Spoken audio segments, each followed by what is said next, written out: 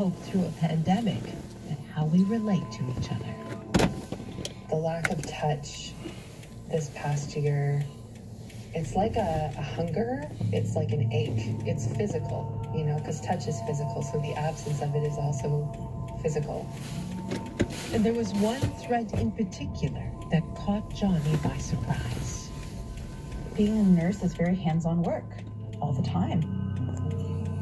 Yeah, it is interesting, the subtle cueing that happens through touching. We're not aware of what we're doing. Johnny Spence's documentary is called Skin Hunger, exploring disembodied touch in healthcare practitioners. The documentary first broadcast in January 2022, just as COVID's Omicron variant was taking hold. Okay, there you go. Thank you. Hi. Hey, hello. Thank you for being No, this is fun. Yeah. This is fun. I don't know what it is, but I'm excited to figure it out. So, yeah, no, I'm excited. It's an interesting topic. Yeah. I'm a social worker as well, so I talk to people for a living. So Yeah. it's interesting. I'm not so much of a talker, I'm more of a listener. So you may have to push me a little bit. Okay. Well, my first push is, where are you right now? Where am I? I am in my apartment in the beaches. I just moved, actually. Yeah, so I'm the beaches. Yeah, when you heard the ask or when you read it, what did it make you think of? How did you respond to it? Yeah, so at first I think there's of course there's shame, right? I think, well, not of course, but for me it was like, there was something to that. But then the other thing is being a social worker. I think a lot of people confide in me about the fact that they are. But I work with seniors a lot. So maybe I'm used to people talking about it, because that isn't uncommon for many of the seniors that I work with. I felt I was okay without touch until maybe recently I thought I was doing okay, but then I think now I'm realizing it is a very basic need. So I think I had some bravado a little bit about it, like, oh, I can do this. I'm not like everybody else. Sasha Adler has been a social worker for the past 10 years, specializing in dementia care, palliative care, long-term care, and geriatrics in general. The pandemic has disrupted the kind of touch she's able to give and receive.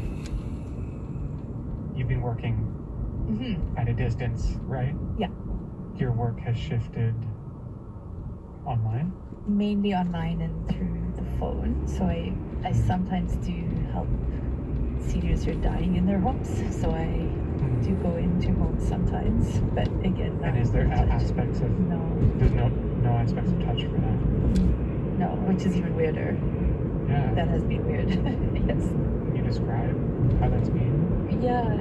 So it was interesting. The one time, I was able to touch the dying person, and usually I would touch the family members as well, and not being able to touch them really was quite, that wasn't really fun, not being able to do that, because that is a whole form of communication that's gone, and that can't be really done with words. And it's interesting, I think we were all touching the body, the dead person, or the person who's dying more. Yeah, that's a time when I think there is this sort of, there's a comforting touch that is, needed at that time. Which felt really, it's a bit like I ached a little bit, not being able to do it. Yeah. So that was hard.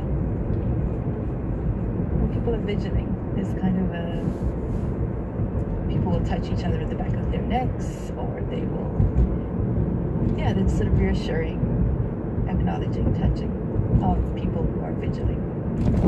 That I think it's weird to be in a room and not doing that. There's definitely I've seen it again and again and again. now that I'm talking about it. I think it's just something that naturally happens that people do.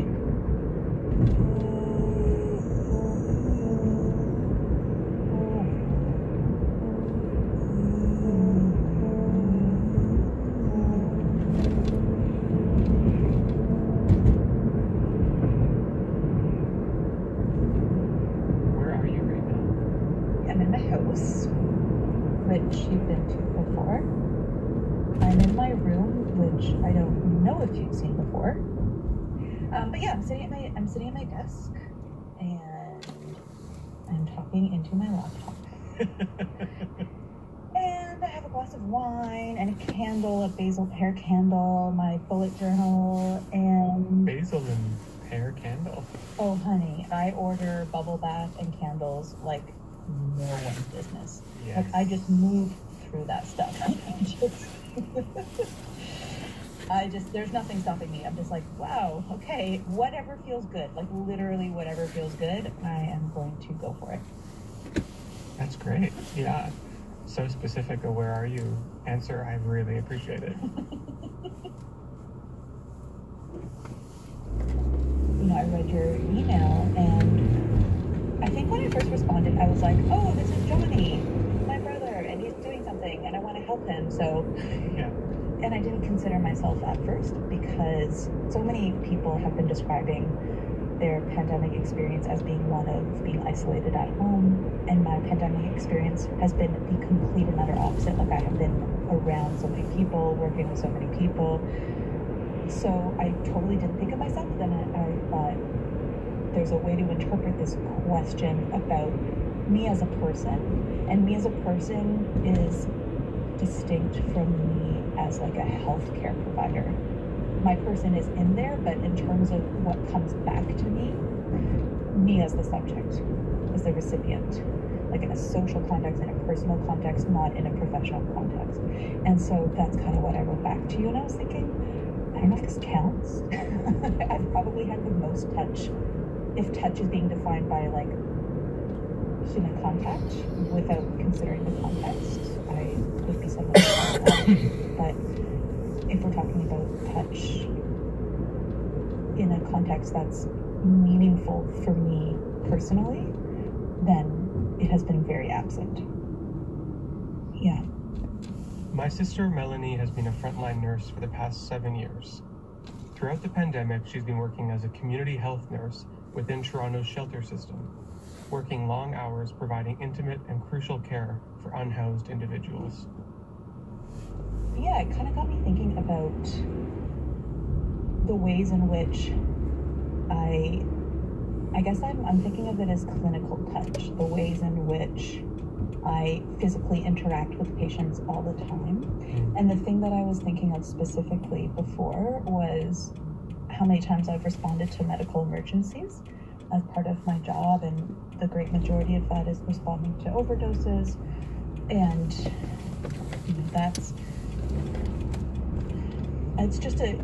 you know, I'm just literally putting my hands on someone to like save their life, you know, to intervene in some way that is going to like support them to continue to be alive. And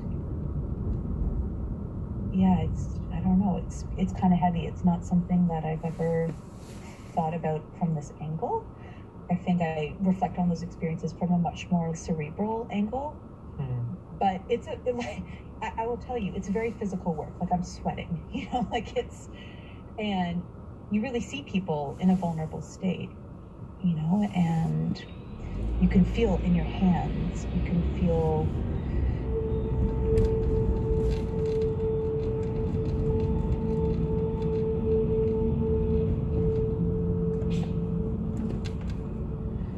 it's just being a nurse is very hands-on work all the time. Yeah. And maybe because I'm just it's like being inside a tornado, like I can't really get advantage in it. I just know that I'm like constantly physically interacting with people who are in that kind of state. Whether touch takes place in a healthcare setting or in an intimate relationship, it is deeply entwined with our sense of self and psychological well-being. So yeah, I'm Rebecca Böhme. I'm an assistant professor at Linköping University, which is a little town in Sweden. And I moved here to get into the study of touch, specifically social touch. I mean, a lot of touch research is done looking at